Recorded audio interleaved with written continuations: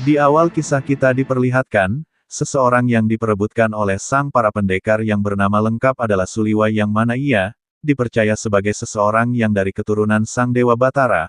Padahal, ia juga manusia biasa seperti mereka namun, karena diperebutkan oleh para pendekar ia melihatnya dari jauh, kemudian setelah mau kabur Citra Gencing pun mau membawanya lari namun, ternyata pertarungan mereka didengar oleh para pendekar lainnya hingga pada saatnya, para pendekar yang lain pun juga sama untuk menginginkannya mereka datang berurutan, Ki Paron Wajah, Ki Brangas, Ganggadara dan yang lainnya, hingga pada akhirnya Suliwa dari kejauhan pun melakukan semedi berharap ada orang yang baik untuk menolongnya, hingga para kaum pendekar mengusulkan untuk menanyai Suliwa agar mau mengikuti diri mereka masing-masing dengan merayu dengan kata-kata dan yang lainnya. Hingga pada saatnya Sang Citra Gencing pun mengusulkan akan pertarungan yang mana mereka adalah kaum pendekar karena jalan yang mereka pilih itu, sangat tidak masuk akal untuk mereka. Dimulailah pertarungan itu dan tidak lama kemudian muncullah seseorang dari jauh ketika mereka bertarung yakni pendekar 8 lengan yang sudah tua namun, sakti mandraguna.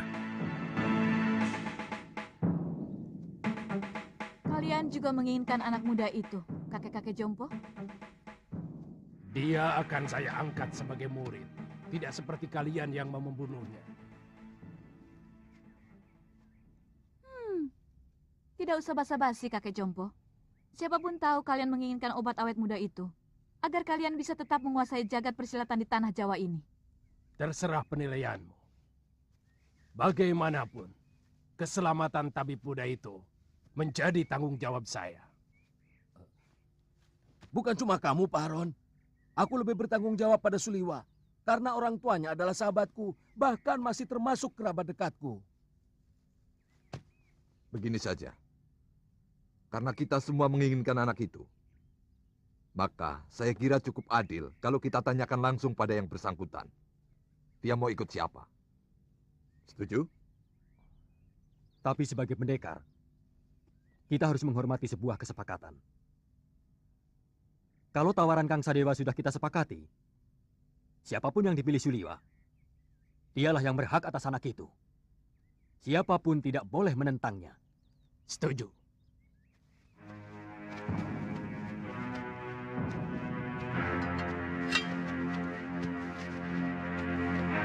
Suliwa, percayalah, saya akan mengangkatmu menjadi murid. Aku akan menjadikanmu jago dari segala jago. Aku akan perlihatkan kepadamu kenikmatan hidup, Suliwa. Keindahan wanita yang jarang dimiliki orang lain. Apalagi oleh kakek-kakek Jompo ini. Suliwa. Aku Citra Genjik.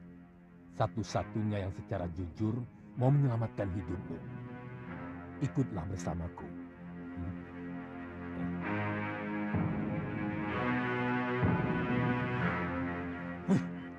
Kenapa kita tolong mengikuti gagasan banci dari orang Jompo itu? Kita kaum pendekar. Selesaikan saja secara pendekar. Keluarkan senjata. Dan kesaktian kita. Tarung. Siapa yang menang, dia yang berhak atas diri Suliwa. Siapa takut? Saya tidak pernah menghindari tantangan. Silakan. Siapa yang mau maju lebih dulu? Kita bertarung bebas. Semua adalah musuh. Kalian tidak usah berlagak sebagai satu kelompok. Aku tahu, kalian bukan satu kelompok perguruan. Sudah, jangan banyak mulut. Aku Ki Brangas. Aku menantang kalian semua. Ayo.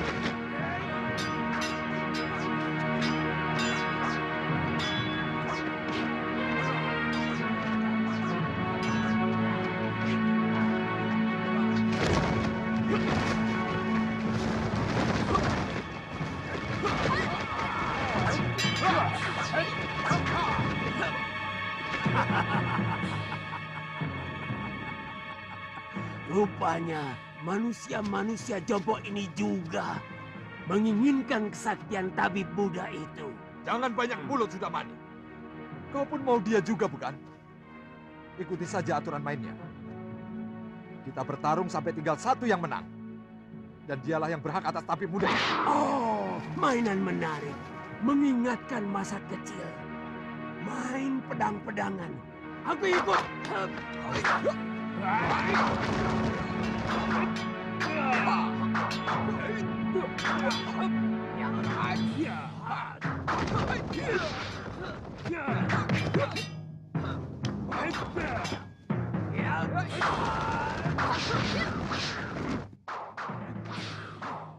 Di ketika itu Angling Dharma melintas hutan itu, dan akhirnya ia menemukan para pendekar-pendekar. Mereka sedang bertarung dengan sepenuh jiwa raga mereka demi memperebutkan korban yang tidak berdosa hingga pada saatnya Sang Prabu Angling Dharma pun muncul di tengah-tengah pertarungan tersebut.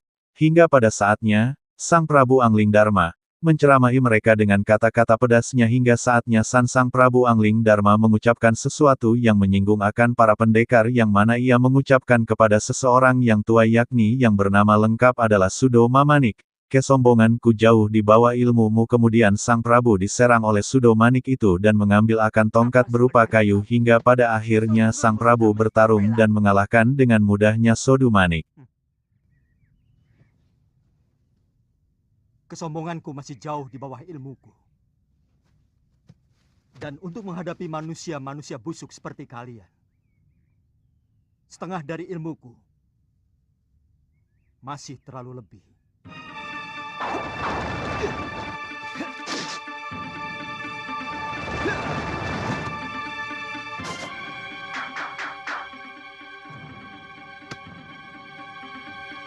Siapa sebenarnya dia?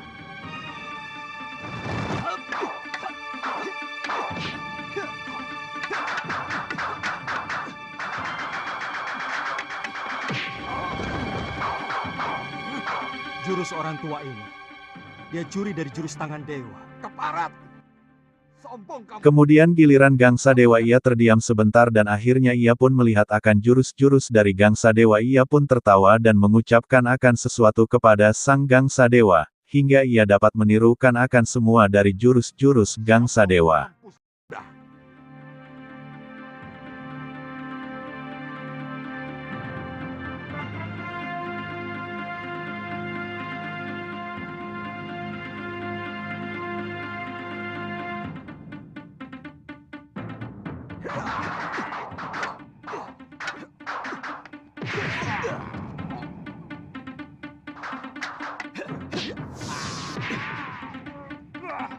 Gerakanmu cukup enteng di sana, tapi permainan tombakmu belum pantas disebut tombak sakti. Dan pukulan tangan kirimu tadi tentu yang dinamakan lengan baja. Sayangnya tidak cocok dengan sebutannya. Giliran dari Sang Ki Brangas wajah yang dilihat oleh Sang Prabu Angling Dharma yang mana ia mengatakan budek hingga akhirnya ia pun mengajari akan jurus Raden Subali yang benar.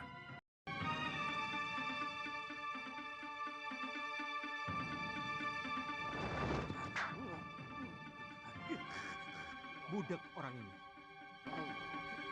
Baik, kamu akan kuajar bagaimana memainkan jurus Raden Subali yang benar.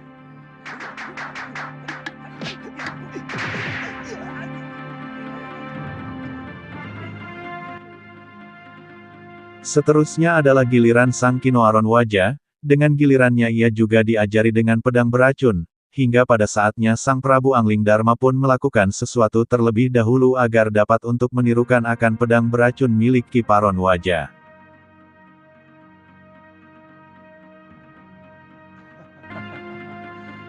Kiranya Ki Paron Waja yang terkena. Kulihat tadi ilmu pedangmu adalah pecahan dari jurus pasang pedang beracun.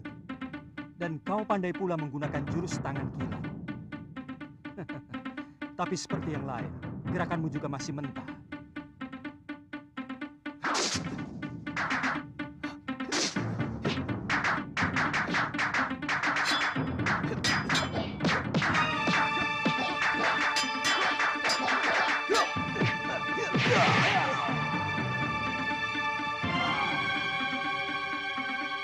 Saya mengaku kalah, Tuan Pendekar.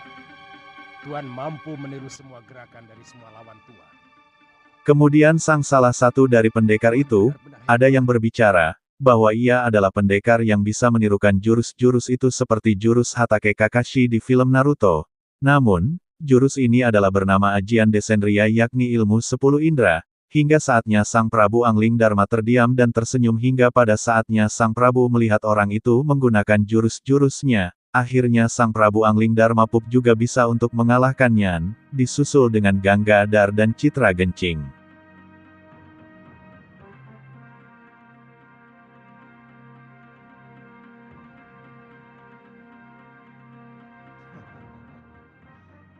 Kalau benar-benar jantan. Silakan, Tuan yang lebih dulu menyerang saya.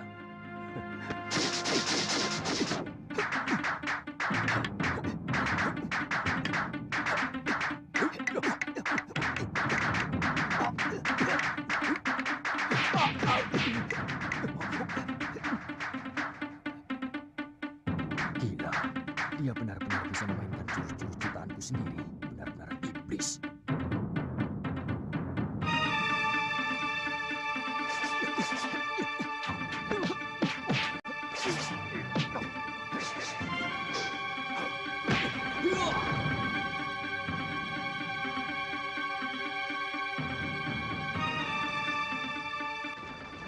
Ketika giliran Citra Gencing Sang Dewi Kenanga itu, langsung untuk mengambil Suliwa dan ingin membunuhnya jikalau ada yang mendekat, ketika itu Sang Prabu Anglingdarma itu langsung dengan kecepatan ilmu halimunnya ia pun bergerak maju dan menyelamatkan diri Suliwa dari cengkraman Sang Dewi Kenanga hingga akhirnya Sang Dewi Kenanga dihajar dengan tenaga dalam Anglingdarma dan pada akhirnya Sang Prabu Anglingdarma melarikan diri dari tempat itu dengan meninggalkan Dewi Kenanga yang terluka.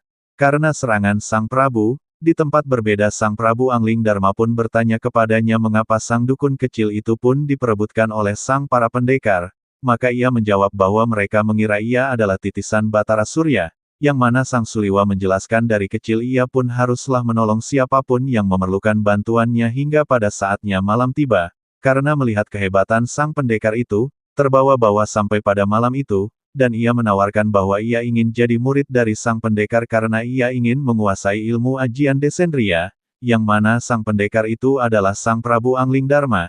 Ia belum bisa untuk melakukannya, pada akhirnya Sang Prabu Anglingdarma itu akan menitipkan ia ke padepokan tempat dulu ia belajar yang bernama Padepokan Sugaluh Agasuliwa nantinya bisa menjaga dirinya, hingga pada akhirnya Sang Prabu dan Suliwa itu tidur dengan nyenyaknya. Saya kagum pada kehebatan Tuan. Pasti Tuan adalah raja dari segala pendekar. Tuan bisa memainkan semua jurus yang dimainkan oleh para pendekar sakti itu. Yang kulakukan itu, namanya ilmu Descendria. Intinya meminjam pikiran dan gerakan lawan kita. Dengan hanya melihat. Kalau boleh tahu, Tuan dari desa mana? Aku dari Malwapati. Namaku Jaka Kelana. Oh, kata orang, Raja Malwapati yang bernama Prabu Anglingdarma adalah seorang raja yang sakti mandraguna. Bahkan patihnya pun hampir sama saktinya dengan Sang Prabu. Iya. Kata rakyat Malwapati memang seperti itu. Tapi aku sendiri belum pernah menyaksikannya.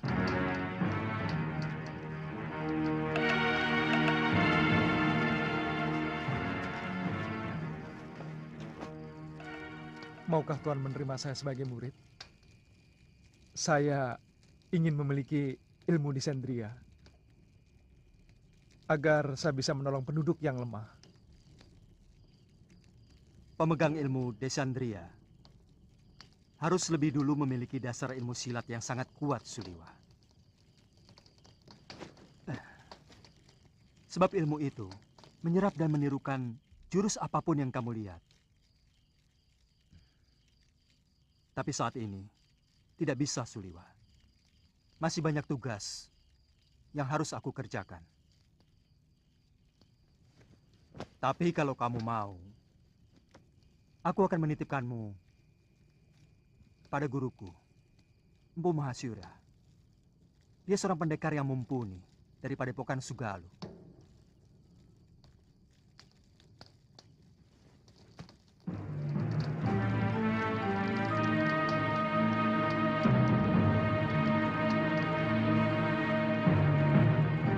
Dia bahkan mampu Ketika mengalahkan itu pula di pendekar-pendekar sebuah hoa misterius yang ada di tempat sana ada 3 orang wanita cantik. Ia menceritakan kepada adik-adiknya, bahwasanya ada seorang pemuda yang mana pemuda itu, menguasai ilmu Aji Desendria yang mana ilmu itu akan menguasai ilmu lawan-lawannya hingga pada saatnya sang 3 pendekar itu menanyakan akan dirinya apakah dia tampan, dia lebih cocok menjadi pangeran atau seorang raja, hingga pada akhirnya sang kakaknya menyebutkan jantungnya yang pasti sangat enak. didambakan oleh semua pendekar di muka bumi ini. Dia tampan, Yunda. Dia muda dan gagah sekali. Dia lebih pantas menjadi raja atau pangeran dari sebuah kerajaan. Jantungnya Ketika pasti siang hari di sangat pagi hari yang cerah sang Prabu Anglingdarma pun melihat Suliwa sedang mengubur akan orang-orang tersebut yang mana sang Prabu Anglingdarma pun harusnya membiarkan saja akan mayat-mayat itu karenanya sang Prabu Anglingdarma itu tidak penting dengan mayat tersebut, dan membiarkan membusuk. Akan tetapi Suliwa berpendapat lain bahwasanya mereka juga manusia, yang apabila tidak dikubur mak mayat-mayat tersebut, mendapatkan penghormatan dalam hidupnya, hingga akhirnya sang Prabu Anglingdarma itu tidak mengomentari akan hal tersebut, karena ia mengetahui akan orang-orang bijak, hingga sudah selesai mereka melanjutkan akan perjalanannya, karena ingin berguru kepada sang Empu Mahasyura yang sedang di sana hingga pada saatnya sang Suliwa menemukan seseorang wanita yang tergeletak di jalan hingga pada akhirnya Suliwa pun mengangkatnya dan ia pun tersadar dari pingsannya kemudian menyerang akan Suliwa hingga pada akhirnya sang Prabu Anglingdarma menyerang dan mempingsankannya hingga pada akhirnya ia pun dibawa bersama menuju ke Padepokan Yang ada Sugalu. pada desa ini, Tuan.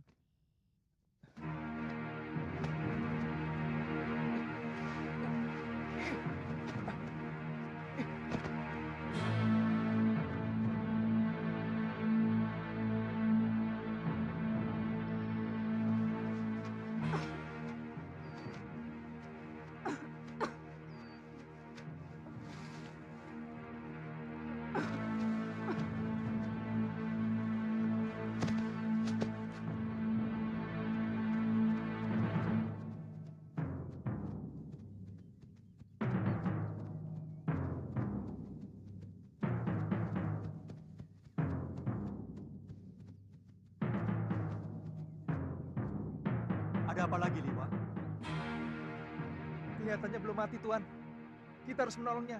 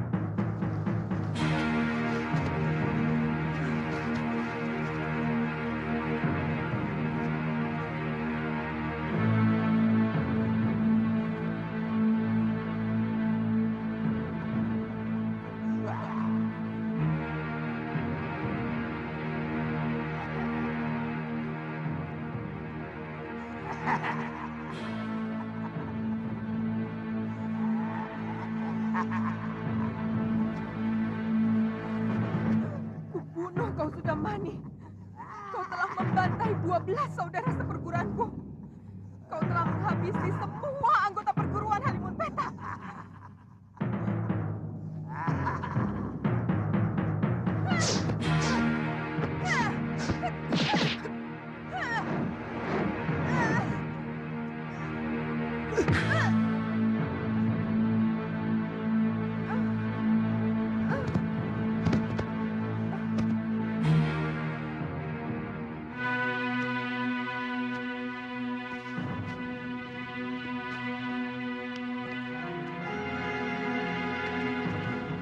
Dia menderita luka dalam yang sangat parah, Tuan. Aku melihat dia juga menderita tekanan batin yang luar biasa. Berikan obat untuk meringankan luka dalamnya, Suliwa.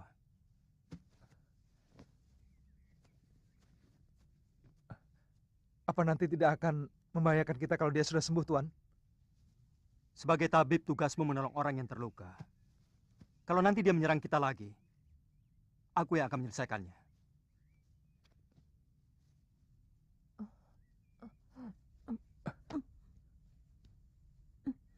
Dia akan kita tinggal di sini, Tuan. Bagaimana kalau tubuhnya dimakan macan? Saya yakin di sini banyak binatang buasnya. Kalau begitu kita bawa dia ke Padepokan Sugalu. Mungkin guru bisa menolongnya. Naikkan dia di atas kudamu, dan kamu ikut aku. Baik, Tuan.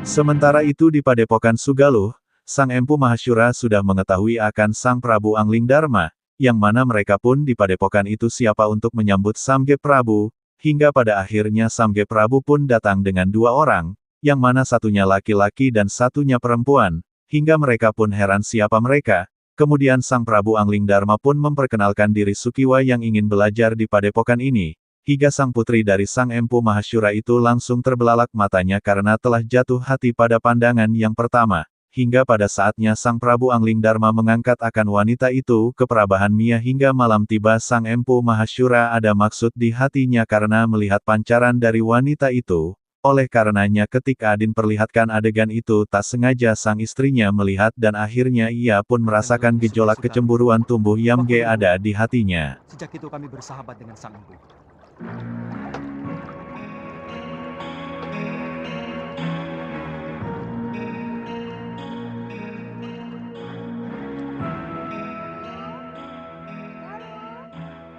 Ada apa, Biung? Ganti bajumu. Malu menyambut Gusti Prabu dengan pakaian seperti ini. Apa benar Gusti Prabu Angling Darma mau berkunjung kemari, Yung? Saya benar-benar ingin melihat wajah seorang raja dari dekat. Kamu masih kecil waktu Gusti Prabu nyantrik di padepokan ayahmu. Dia sangat sayang kepadamu. Bahkan kamu sering digendongnya.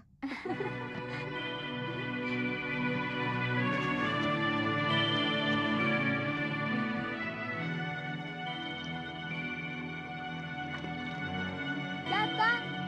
Sudah datang, Yung! Bulan Lakit!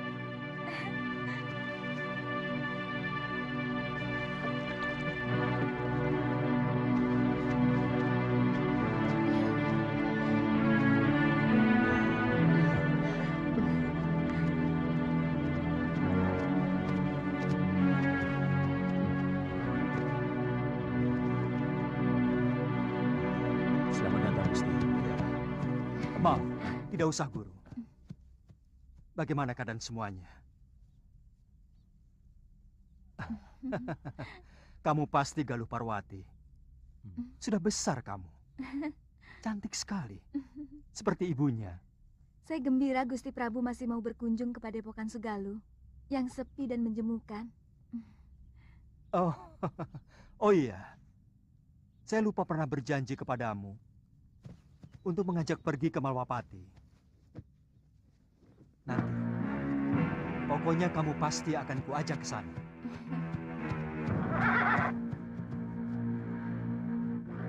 Maaf, siapa dia, Gusti?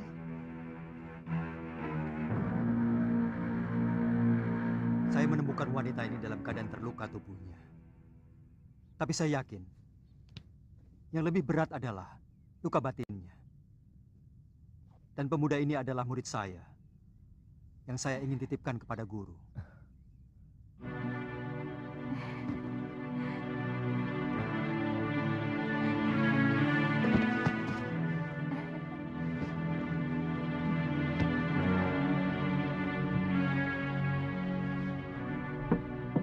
Saya ikut bela sungkawa, Gusti. Begitu singkat, Gusti Setiawati menemani Gusti. Semua sudah menjadi suratan saya, Guru. Tapi ilmu aji senyawa itu adalah ilmu kebijakan yang tidak ada duanya di muka bumi ini, Gusti. Ilmu itu mampu membuat seorang manusia menjadi tahu bahwa selain dunia kita, masih ada dunia lain yang bersentuhan dengan kita. Kadangkala kita menganggap binatang itu hanyalah pelengkap kebutuhan kita.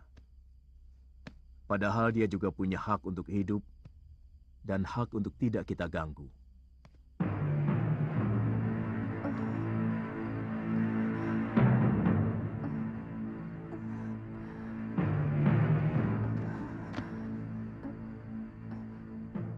Di mana saya?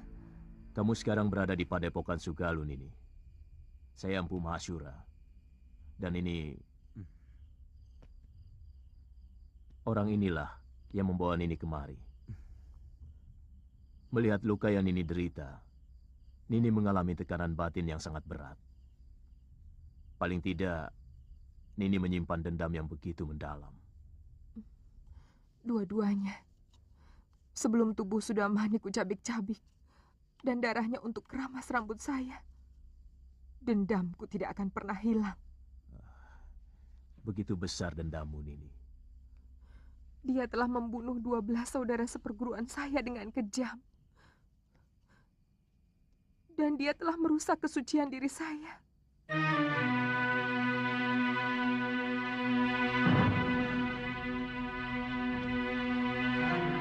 Istirahat saja dulu, Nini.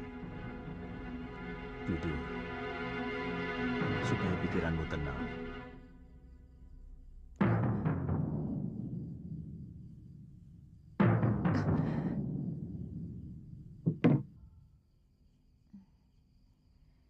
Seorang lelaki itu lebih pantas menjadi pendekar daripada menjadi tukang obat. Itu kenapa saya mau nyantrik di padepokan ayahmu. Tapi seorang tabib juga sebuah pekerjaan yang mulia. Karena dia selalu menolong orang yang membutuhkan. Kemudian Sang Suliwa dan putri dari Empu Mahashura sedang berduaan seperti orang yang pacaran hingga pada akhirnya terjadilah kontak di antara mata mereka. Kemudian mereka berdua berbicara kayaknya orang pacaran dengan setelan cuek. Sang Suliwa menjelaskan bahwa ia belum punya kekasih. Karena ia sejak kecil hidup dengan sang ayah. Dalam pembicaraan itu Sukiwa dan Parwati menembak duluan dan diterima akan cintanya oleh Sukiwa hingga mereka pun terbuai oleh malam yang panjang. Pasti kekasihmu cantik sekali. Kenapa kamu memastikan? Kamu gagah, tampan. Dan kamulah gadis tercantik yang pernah saya lihat seumur hidup saya.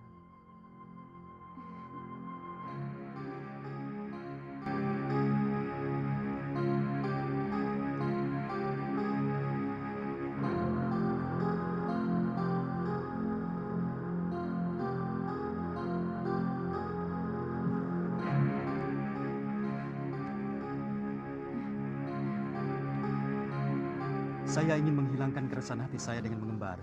Sementara pemerintahan saya serahkan kepada Kakang Batik Madrim. Sebaiknya jangan terlalu berlarut-larut, Gusti.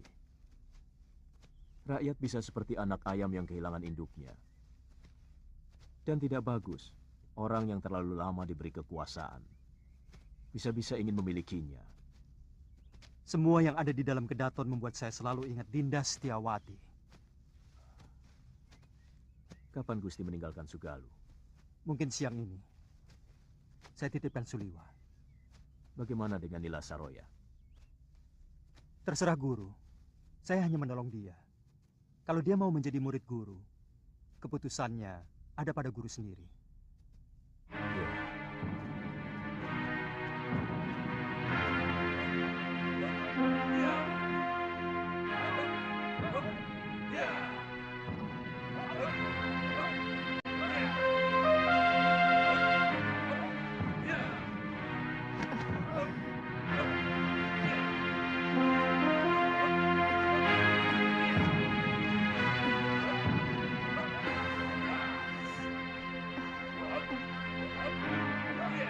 Keesokan harinya sang Nila Saroya itu terbangun dari tidur panjang Mia yang mana ia melihat akan orang-orang sedang berlatih hingga sang Nila Saroya pun karena keterpurukannya itu mengingat kembali akan perlakuan musuhnya tempo hari dan menyerak akan orang-orang di sana, hingga Samge istri dari Empu Mahasyura pun langsung bertindak dan menyerang Nila Saroya hingga pada akhirnya sang Empu Mahasyura yang sedari tadi melihat tidak membiarkan itu dan menolong Nila Saroya karena trauma pada dirinya itu masih berbekas dalam keadaan yang sedikit sadar atau tidaknya, hingga mereka pun mengiyakan akan perlakuan sang Empu terutama Dewi Sintawati.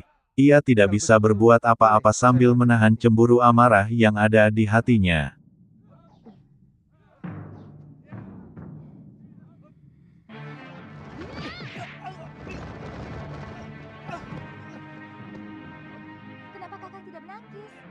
Nini kan tidak menyuruh saya untuk menangkis. Jangan bodoh, siapapun akan menangkis kalau diserang. Saya memang belum pernah diserang orang.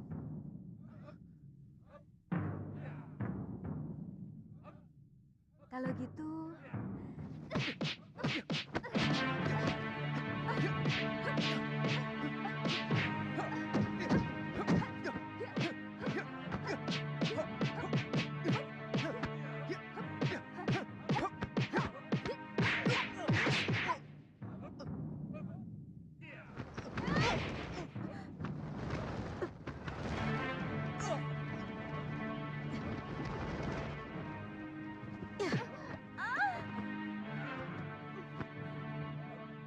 Jangan begitu, Galuh. Kamu harus minta maaf pada Suliwa.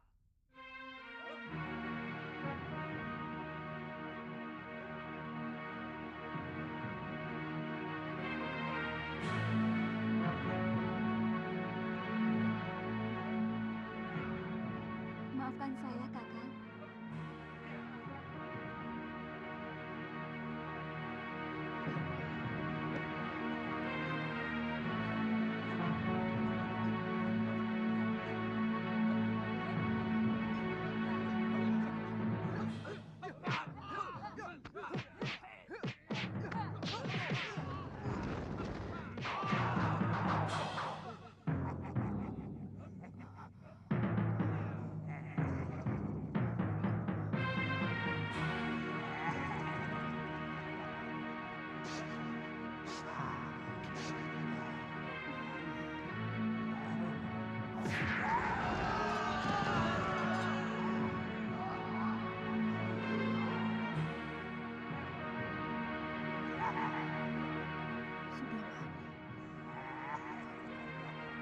Kubunuh kau.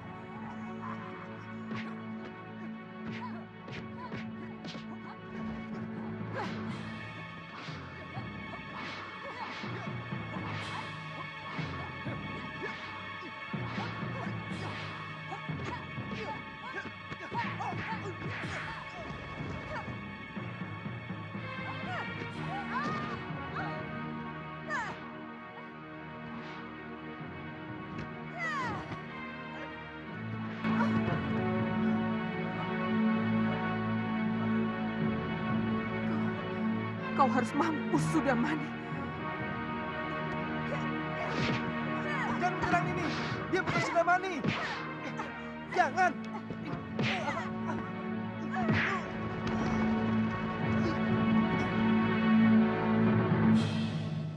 Jangan, Galuh.